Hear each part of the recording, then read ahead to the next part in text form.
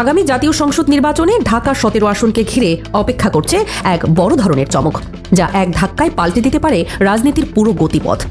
মানবিক চিকিৎসক ও বিত্তবান ব্যবসায়ী ডাক্তার খালিদুজ্জামানের কাছে রীতিমতো কুপোকাত হয়ে যাচ্ছেন বিএনপির বর্তমান চেয়ারম্যান তারেক রহমান। প্রশ্ন উঠছে, তবে কি জামায়াতের কাছে এবার ধরাশয়ী হতে চলেছেন স্বয়ং বিএনপি প্রধানও?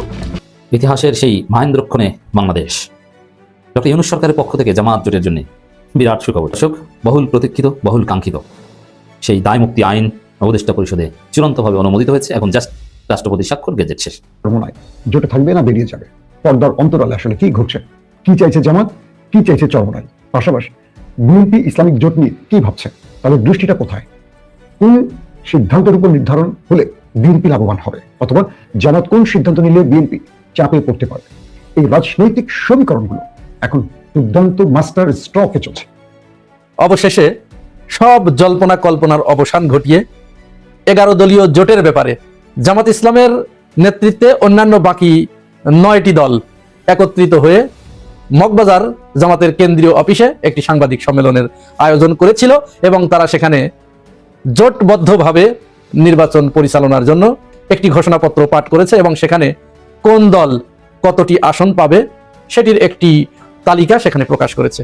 আসসালামু আলাইকুম প্রিয় দর্শক, নতুন একটি ভিডিওতে আপনাদের সবাইকে স্বাগত।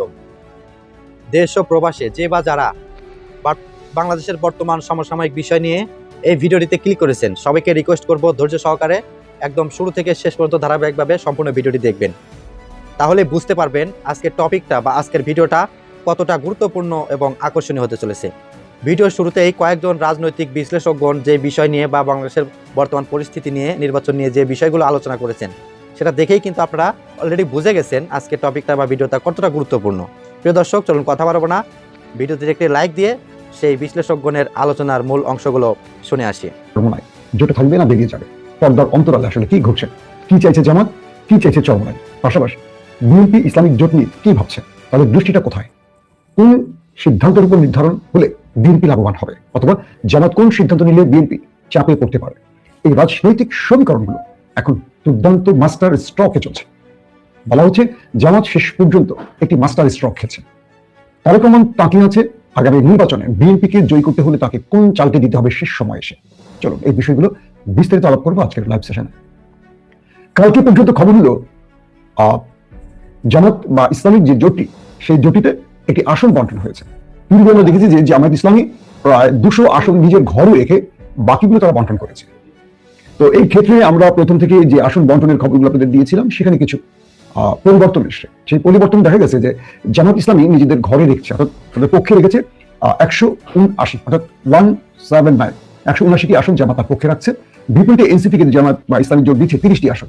বাংলাদেশ খেলাফত মজলিস তাদেরকে দেওয়া হচ্ছে 20টি আসন, খেলাফত মজলিস তাদের দেওয়া হচ্ছে 10টি। একটি হলো বাংলাদেশ খেলাফত মজলিস, অন্যটি খেলাফত মজলিস। এই দুটো মিলে 30টি পাচ্ছে, 20 এবং 10। এলডিপি সেটি পাচ্ছে 7টি আসন, এবি পার্টি 3টি আসন, বাংলাদেশ ডেভেলপমেন্ট পার্টি 2টি আসন, নিজামে ইসলাম 2টি আসন। তো এখানে এই আসন বন্টনের পর নদিয়া থাকে 45 বা 46টির মতো আসন। এই আসনটা খালি রেখেছে জামাত ইসলামী। তাদের পরিকল্পনা হলো যদি ইসলামী আন্দোলন বাংলাদেশ মানে চরমোনাই যদি আসে, সেক্ষেত্রে এই আসনটা তাদের দেওয়া হবে। এটা ছিল কালকে রাতে জামাত ইসলামের প্রেস ব্রিফিং এবং সিদ্ধান্তের আলোকে আসন বন্টন। কিন্তু ভেতর থেকে যে খবরগুলো আমাদের কাছে বারবার আসছে এই মুহূর্তে, বা চরমোনাই শিবিরের সাথে আমাদের আলাপচারিতার মাধ্যমে চরমোনাই শীর্ষ দুজনের সাথে আমার কথা হয়েছে কয়েক দফা রাতে। তো সেখানে আমি এইটুকু বুঝতে পারছি যে হয়তো এখন পর্যন্ত যদি রাতের পর সকালে কোনো সিদ্ধান্ত পরিবর্তন না হয়, সেক্ষেত্রে চরমোনাই এই জোট থেকে বেরিয়ে যেতে পারে এমন একটি আভাস তারা দিয়েছেন। চরমোনাই এই জোট থেকে বেরিয়ে যেতে পারেন এমন একটি আভাস তারা দিয়েছে। তবে আজকে বোধহয় তারা বিকেলের দিকে একটি প্রেস কনফারেন্স করে তারা এটা জানাবে।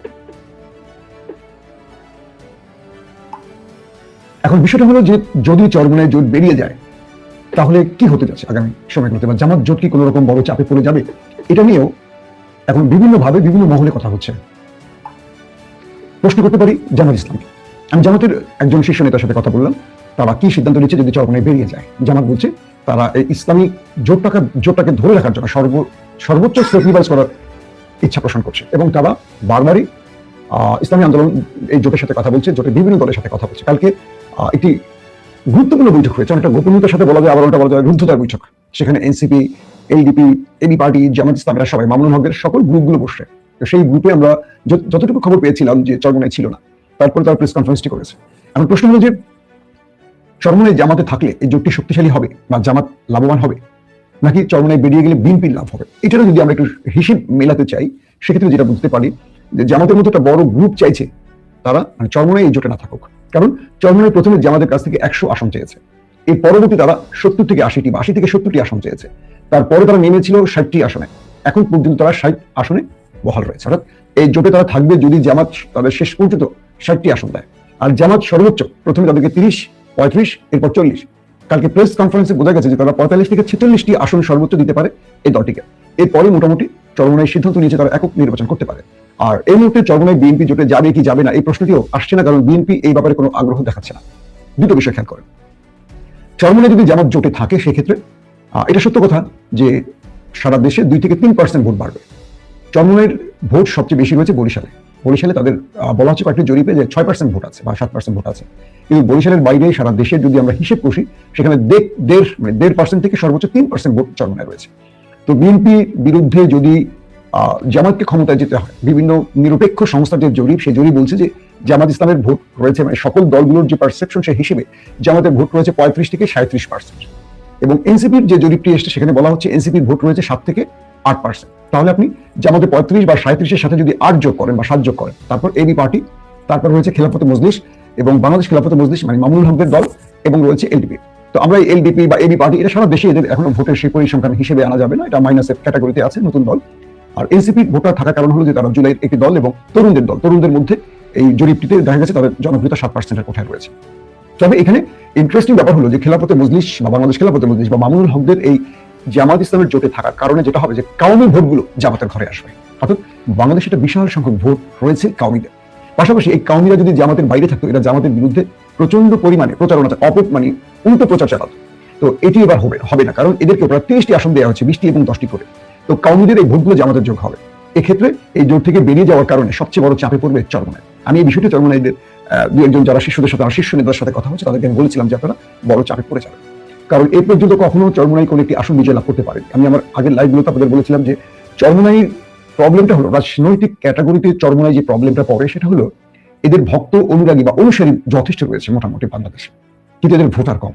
ভোটার কম মানে হলো যারা আওয়ামী লীগ করেন, জাতীয় পার্টি করেন বা যারা বিএনপি করেন, এরা মোটামুটি দিনের কাজে চরমোনাইয়ের মাহফিলে আসেন বা চরমোনাইয়ের অনুসারী হন। এরা শুধু ধর্মকে কেন্দ্র করে এই মানে কি বলবো চরমোনাই বা ইসলামী আন্দোলনের জোটে আসে, তারা মাহফিলে আসেন বা তারা যে দিনের খেদমত করেন বাংলাদেশের বিভিন্ন প্রান্তে, আলহামদুলিল্লাহ তারা অনেক ভালো কাজ করছেন চরমোনাইয়ের ভাইয়েরা। এখানে মানুষ সবের আশায় আসেন বা দিন শিক্ষার জন্য আসেন, কিন্তু ভোটের ক্ষেত্রে এরা আওয়ামী লীগ বা বিএনপিকে বেছে নেয়, চরমোনাইকে ভোট দেয় না। এটা মনে করে যে রাজনীতি আর ধর্ম আলাদা, রাজনীতি তারা ভোট নৌকায় দেবেন। অধিকাংশ ক্ষেত্রে দেখা যায় নৌকায় ভোট পায় চরমোনাইয়ের অনুসারীদের ভোট, আপনারা মিলিয়ে দেখবেন আমি মিথ্যা বলছি কিনা। এবং অনেক ক্ষেত্রে বিএনপিও ভোট কিছু পায়, কিন্তু চরমোনাইয়ের ভোটগুলো খুব কম, মানে একেবারে যদি বলি যে মাইনাস, তারা জামাতে পড়ে ভোটগুলো। তো হিসেবে কয়েকটি জরিপ সংস্থার সাথে কথা বলে যেটা বুঝলাম, তারা বলছে যে চরমোনাইয়ের অনুরাগীরা তারা জামাতে আসতে চায় না বা জামাতে ভোট দিতেও চায় না। তাদের মধ্যে যে থিমটা তৈরি হয়েছে, কারণ তারা দীর্ঘদিন জামাত বিরোধী হিসেবে পরিচিত বা জামাত বা চরমোনাই তারা একে অপরকে অপছন্দ করতো, আদর্শিক কারণ বলি বা যেটাই বলি না কেন। তো চরমোনাইয়ের যেহেতু চেইন অফ কমান্ড জামাতের মতো স্ট্রং না, যেমন জামাতের কেন্দ্রীয় আমির যদি বলে দেয় বা ছাত্র শিবিরের কেন্দ্রীয় প্রেসিডেন্ট যদি বলে দেয় এটা টেকনাফ থেকে তেতুলিয়া এটাই হবে, ওটা আর হবে না। কিন্তু চরমোনাইয়ের আমরা দেখছি যে বরিশালের মতো জায়গায় যেখানে চরমোনাই খুব স্ট্রং, সেখানে তারা কখনো একটা আসন দূরের কথা, একটা পৌরসভা বিজয় জিততে পারে না। তাহলে ভোটগুলো কোথায় যায়, এত মানুষ কোথায় যায়? কারণ তারা ভোটের সময় আওয়ামী লীগ বিএনপিকে বেছে নেয়। তো এখন যদি চরমোনাই জামাতের জোটে আসে, নিঃসন্দেহে ইসলামের খেদমত হবে একটি বাক্স, ইসলামের জন্য একটা শক্তিশালী প্ল্যাটফর্ম তৈরি হবে। কিন্তু চরমোনাই জামাতকে এটুকু আশ্বস্ত করতে পারবে যে তাদের সকল ভোট ইসলামিক জোটে পড়বে, নাকি এখান থেকে বিএনপি জামাতে ভাগ হয়ে যাবে, একটা ব্যাপার। অবশেষে সব জল্পনা কল্পনার অবসান ঘটিয়ে 11 দলীয় জোটের ব্যাপারে আজ আমি যখন এই ভিডিও করছি 15ই জানুয়ারি 2026 সাল রাত 8টা 30 মিনিটের সময় জামাত ইসলামের নেতৃত্বে অন্যান্য বাকি 9টি দল একত্রিত হয়ে মগবাজার জামাতের কেন্দ্রীয় অফিসে একটি সাংবাদিক সম্মেলনের আয়োজন করেছিল এবং তারা সেখানে জোটবদ্ধভাবে নির্বাচন পরিচালনার জন্য একটি ঘোষণাপত্র পাঠ করেছে এবং সেখানে কোন দল কতটি আসন পাবে সেটির একটি তালিকা সেখানে প্রকাশ করেছে। এই সাংবাদিক সম্মেলন শেষে সাংবাদিকরা অল্প কয়েকটি প্রশ্ন করার সুযোগ পায়। সেখানে এক সাংবাদিক প্রশ্ন করলেন, মাননীয় আমির, আপনারা আপনাদের ব্যানারে লিখেছেন 11 দলীয় ঐক্যজোট, কিন্তু এখানে একটি চেয়ার ফাঁকা, এই যে চেয়ারটি ফাঁকা, আমি চেয়ারের ছবিটি দিয়ে দিচ্ছি, এবং আপনারা এখানে 10 জন উপস্থিত হয়েছেন, লিখেছেন 11 দলীয় ঐক্যজোট। আরেকজন কোথায়? আরেকজনকে, যার সম্পর্কে আপনারা সবাই জানেন। কে হতে পারে আপনারা একটু অনুমান করেন তো? আমি বলে দিচ্ছি, তিনি হচ্ছেন আমাদের ইসলামী আন্দোলনের সম্মানিত পীর সাহেব জনাব সৈয়দ রেজাউল করিম। অবশ্য রেজাউল করিমের আসার কথা ছিল না, ছিল তার নায়েবে আমির মুফতি ফয়জুল করিমের। রেজাউল করিম অবশ্য একটু সহজ সরল মানুষ, যারা পান খান তারা সাধারণত একটু উদার মনের হয়। আমি সবাই কিন্তু আবার নাও হতে পারে, কিন্তু আমার কাছে যেটি মনে হয়েছে তারা একটু উদার মনের হন এবং তাদের মনটা একটু সাদা হয়, দিলটা একটু সাদা হয়, প্যাঁচ গোজ বোঝে কম। কিন্তু কেউ যদি তাকে কোনো কিছু তার কানের ভিতরে দেয়, পড়া পানি, ভিন্ন কোনো কথা, তাহলে সেটাও আবার তার বিচার বিশ্লেষণ করার খুব বেশি ক্যাপাসিটি থাকে না, সে তখন ওইটাই মেনে নেয়। আমি একবার যে যেটা বললাম বোঝালাম, সে সেটাই মেনে নেয়। অন্যজন যে যেটা বললো সে সেটাই মেনে নেয়। তো এখানে আমাদের এই চরমনাইয়ের পীর সাহেবের ব্যাপারেও এই কথা প্রযোজ্য। কিন্তু তার ব্যতিক্রম আবার নায়েবে আমির মুফতি ফয়জুল করিম। তিনি একটু চালাক চতুর আছেন এবং প্যাঁচগোজ বোঝেন, ভালো প্যাঁচগোজ বোঝেন, এবং কোন জায়গায় তার মান সম্মান ক্ষুণ্ণ হচ্ছে, এই জামাতের সাথে জোটে গেলে আমার কতটি আসন দিলে পরে সম্মানজনক হবে, কতটি আসন না দিলে পরে অসম্মানজনক হবে, এইগুলো আবার তিনি ভালো বোঝেন। এবং তিনি এইটা পীর সাহেবকে ব্রিফ করেন। মনে করেন পীর সাহেব কোনো একটা জায়গায় এসে সে একটা সিদ্ধান্ত নিয়ে গেছে, নিয়ে যে তাকে যখন বলছে, সে তখন বোঝায় যে আপনি এটা কি করে আসলেন, এতে তো আমাদের মান ইজ্জত থাকবে না। সে তখন বলে হ্যাঁ তাহলে কি করার, বলে আপনি চুপ থাকেন, আমি যা করার করবো। যেমন আমি একটা উদাহরণ দেই, গত পরশু দিনের উদাহরণ দেই। সেখানে রেজাউল করিম সাহেব আসলেন, জামাত এবং অন্যান্য নেতৃবৃন্দ আলোচনা করলেন। আচ্ছা, আলোচনা মানে কি? আলোচনা মানে হচ্ছে আমি একটি প্রস্তাব দেব, আমার সেই প্রস্তাব বাকি সবাই পর্যালোচনা করবে এবং এই আলোচনা পর্যালোচনার মাঝখানে একটা সিদ্ধান্তে আসবে। এটাই তো আলোচনা। নাকি আমি যেটা বললাম সেটা সবাই মেনে নেবে? এটা কোনটা? অবশ্যই আগেরটা, যে আমি একটা প্রস্তাব দিব, সেই প্রস্তাবের পক্ষে বিপক্ষে মানুষ কথা বলবে, কথা বলে একটা সিদ্ধান্তে আসবে। এবং অবশ্যই এক্ষেত্রে আমি যে প্রস্তাবটা দিয়েছি সেটি কিন্তু আর থাকে না, আমাকেও কিছু ছাড় দিতে হয় এবং তারাও একটা মাঝামাঝি পজিশনে আছে। তো এরকমই আলোচনা হলো। আলোচনায় সেখানে বলা হলো যে কয়েকটা প্রস্তাব সেখানে দিলেন, বলেন যে আমাদের একটা যেখানে আসন দিবেন সেখানে অন্য কেউ প্রার্থী থাকতে পারবে না। জোটের পক্ষে সবাই মেনে নিলেন হ্যাঁ। এবার বললেন যে 10% আসন উন্মুক্ত রাখতে হবে, এখানে সবাই সবার প্রার্থী দিতে পারবে। তো ইনি প্রস্তাব দিলেন, তাহলে জোটের বাকি সবাই মিলে আলোচনা পর্যালোচনা করে সিদ্ধান্ত হলো যে না 10% না, তাহলে 5% উন্মুক্ত রাখা হোক, 5% 25টা হয় আর কি। তো 25টা আসন উন্মুক্ত রাখা হলো, এখানে সবাই সবার ক্যান্ডিডেট দিতে পারবে। উনিও তখন মেনে নিলেন, যেহেতু ওই যে মাঝামাঝি পর্যায়ে। এরকম আরো কয়েকটা বিষয়। এরপর উনি চলে গেলেন। ঠিক 4টার সময় ফয়জুল করিম সাহেব হয়তো তাকে বলেন যে আপনি এটা কি করে এসেছেন, আপনি 100-র নিচে তো আসন দিলে আমাদের তো মান সম্মান থাকবে না, আপনি এটা কেন মানলেন? এবং 25টা আসনে আপনি 50টার প্রস্তাব দিয়েছেন, 10%, তারা 5% মেনে নিল, তাহলে আপনার কথা তো রাখলো না, তাহলে আপনি এটা কেন মানলেন? আপনার মান ইজ্জত কোথায় গেল? তিনি সন্ধ্যায় চলে গেলেন, তারেক রহমানের সাথে বিশেষ ফোন কলে কথা বললেন। এই যে, তো তার মানে তারেক রহমানের সাথে ফোন কলে কথা বলে জামাতকে একটা চাপে রাখার চেষ্টা করলেন যে দেখো আমরা কিন্তু গেলেই 100টা আসন দিয়ে দেবে বিএনপি। ফয়জুল করিম সাহেব খুব চালাক, চরম চালাক। আচ্ছা, এরপরে আরো যে শর্তগুলো দিলেন এটা আপনারা সবাই জানেন, এগুলো আলোচনা হচ্ছে। আজকের মূল কথা হচ্ছে যে সাংবাদিক সম্মেলনে তো তাদের আসার কথা ছিল, ওনারা একটা সাংবাদিক সম্মেলনেও আসবেন না, আসেন না। আর জামাত ইসলাম আশা জিয়ে রেখেছে যে না ওনারা আসবেন। আজকেও ওনার চেয়ারটা ফাঁকা, বাকি সবাই আছে, উনি আসলেন না। ওনার ভিতরে ওনারা নিজেরা আবার আলাপ আলোচনা করে সিদ্ধান্ত নেবেন। এই সিদ্ধান্ত কি আসবে? কারণ খুব বেশি তো হেরফের হয় নাই। এখানে 253টা আসন বন্টন করা হয়েছে।